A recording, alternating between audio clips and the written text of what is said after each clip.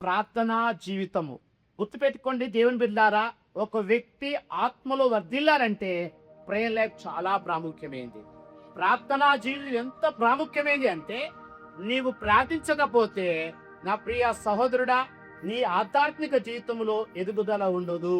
కాబట్టి ప్రార్థన అనేది నీ తండ్రితోనూ మాట్లాడడము, నీ రక్షకుడితోనూ మాట్లాడడం, నీ మనసు విప్పి నీ బాధ, నీ కష్టము, నీ దుఃఖము, నీ వేదన, నీ చింత సమస్తము కూడా నీవు దేవుని సముఖకి వెళ్ళి దేవుని సముఖములో నీ మనసులో ఉన్నదంతా కూడా తనతో చెప్పినప్పుడు దేవుడు ఏం చేస్తాడు?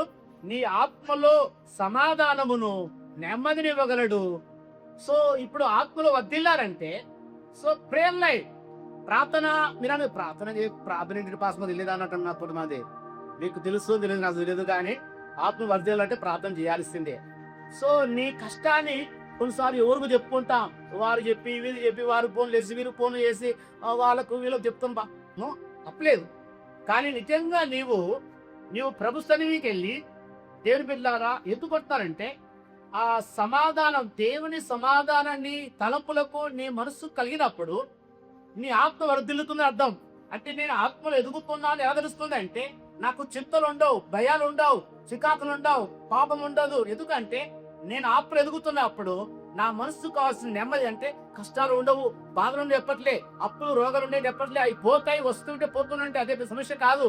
కానీ దేవుని బిడ్డ దానికంటే మించిన ఏంటంటే, నువ్వు నీ సమస్యను బట్టి నువ్వు చింతిస్తున్నావు అనుకోండి, నువ్వు ఆత్మలు ఎదగట్లేదు అర్థం. నీ సమస్యను బట్టి నువ్వు దేవుని సన్నిధికి వెళ్ళి ఏం చేయాలి?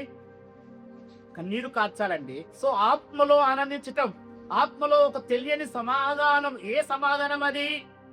యేసు అంటాడు కదా, లోకం వచ్చినాడు కాదు నా శాంతి మీకు అనుగ్రహిస్తుంది అన్నాడు. లోకంలో ఏ థియేటర్లో, ఏ క్లబ్లలో గుర్తుపెట్టుకోండి దేవుని పిల్లారా, ఏ సినిమాల్లో, ఏ ఇంటర్నెట్ లో ఎక్కడ దొరకదు. ఏసుకు దొరుకుతా సమాధానం.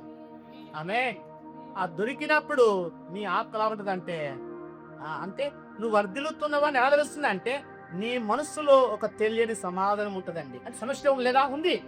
సమస్య ఉన్నా కూడా ఒక సమాధానంలో ఉంటుంది. అందుకన్నాడు ఏమన్నా, నీ భారం వివాహం మీద మోపము, ఆయన ఆదుకొనను, నీతిమంతుడు ఉండడము కూడా కదలనీయుడు. ఆమేన్, హల్లెలూయా.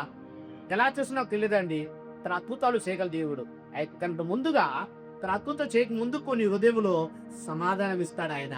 నీ హృదయంలో సమాధానం కలిగి ఉందంటే నువ్వు ఆత్మను వర్ధిల్లుతున్నావు అర్థం. నీకు సమాధానం కలిగి ఉందంటే ఆ సమస్య పరిస్థితి దొరికిందని అర్థం.